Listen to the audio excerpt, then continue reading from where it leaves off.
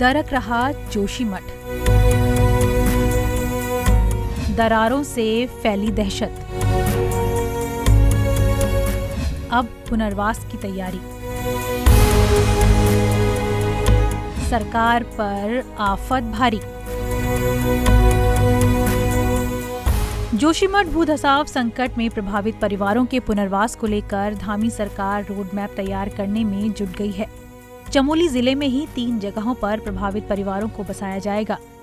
इन जगहों में पीपलकोटी, गौचर के साथ ही जोशीमठ के उद्यान विभाग की जमीन चिन्हित की गई है। इन जगहों पर प्रभावित परिवारों को बसाने से पहले सरकार भूगर्भीय जांच कराएगी, जिसका काम जीएसआई को सौंपा गया है।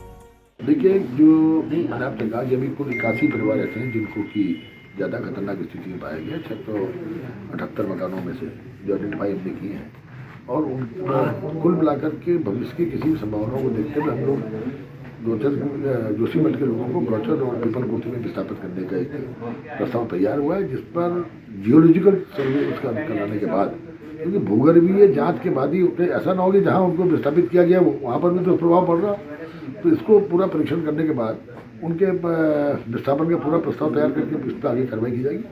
सर, बजट भी एक सबसे बड़ा समस्या रहेगा, इसको किस तरह देखेंगे कि खर्चा आएगा? लेकिन जिस तरह भारत सरकार इस राज्य के प्रति बहुत ज़्यादा संवेदनशील रही है, और चाहे केदारनाथ की घटना रही हो और चाहे बद्रीनाथ और केदारनाथ मंदिरों का पुनर्निर्माण का प्रश्न हो, भारत सरकार ने खुले दिल से हम लोगों की मदद की है। और जिस तरह का प्रधानमंत्री जी ने इसका संज्ञान लेके पीएमओ में इसको बैठक बुलाई है, हमको धन की कोई कमी आने नहीं आने दी है। देखिए, वहाँ सर्वे की टीम गई है, भारत सरकार की, राज्य सरकार की गई, और अंतिम निर्णय तब होगा जब सर्वे रिपोर्ट है।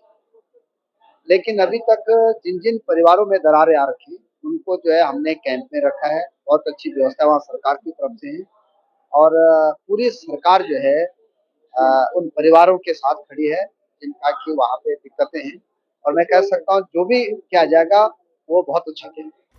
जोशीमठ नगर क्षेत्र में भूधसाव के कारण 723 भवनों को चिन्हित किया गया है, जिनमें दरारें आई हैं। यहाँ कई परिवारों को पुनर्वासित किया जाना है, जिसके लिए सरकार के पास लैंड बैंक नहीं है। इसके अलावा उत्तराखंड सरकार के बजट की स्थिति भी इतनी अच्छी नहीं है कि सरकार अपने दम पर इन परिवारों का पुनर्वास कर सके। ऐसे में राज्य सरकार की आस अब केंद्र सरकार पर टिकी है। जितने भी जो भी बजट की आवश्यकता होगी उन संसाधनों पर हम विचार कर रहे हैं। संसाधन हम सब जुटाएंगे, और हमको भारत सरकार का, माननीय प्रधानमंत्री जी का हर संभव उन्होंने हमको अपना आशीर्वाद दिया है, उन्होंने सहायता का आश्वासन दिया है कि हर तरीके से सहायता करेंगे। और 2 स्थान वहाँ पर खोज रहे हैं, भूवैज्ञानिक उस पर काम कर रहे हैं, जियोलॉजिकल जो सर्वे है इत्यादि उसकी कार्रवाई प्रारंभ कर दी गई है। देखिए, तात्कालिक रूप से जितना बड़ा शहर है, जितनी आबादी है, उस हिसाब से तात्कालिक रूप से किसी को स्थायी रूप से विस्थापित करना बड़ा कठिन है। उत्तराखंड सरकार ने कोई बहुत बड़ा कोई ऐसा लैंड बैंक नहीं बनाया कि जहाँ पर इस तरह की आपात स्थिति में लोगों के विस्थापन की व्यवस्था की जा सके। तो मैं ये समझता हूँ कि फिलहाल जो फौरी तौर पर जो राहत दी जा सकती है वो कुछ माह, कुछ दिनों की होगी। प्रदेश के पास सीमित संसाधन है, और केंद्र की ओर हाथ फैलाना पड़ेगा। राज्य सरकार ने ये प्रयास शुरू भी कर दिए हैं कि विस्थापन इत्यादि में और लोगों को जो भी उनको जो फौरी राहत देने में जो भी खर्चा आएगा, तो उसके लिए केंद्र सरकार मदद करे, या अन्य जो भी एजेंसियाँ हैं। तो मैं ये समझता हूँ कि केंद्र सरकार ने पहल की है। संभवतः आज जो है केंद्र की टीम भी वहाँ निरीक्षण के लिए जा रही है, और उनकी रिपोर्ट के आधार पर भारत सरकार कुछ न कुछ सहायता जरूर देगी, ऐसी उम्मीद कर सकते। जोशीमठ में घरों में दरारों का आंकड़ा बढ़ता जा रहा है। सरकारी आंकड़ों के अनुसार जोशीमठ शहर में 12,398 घरों में से अब तक 723 घरों में दरारें आ चुकी हैं। ऐसे और घरों को प्रशासन लगातार चिन्हित कर रहा है। सुरक्षा के दृष्टिगत आज तक 131 परिवारों के 462 लोगों को अस्थायी राहत शिविरों में विस्थापित किया गया है।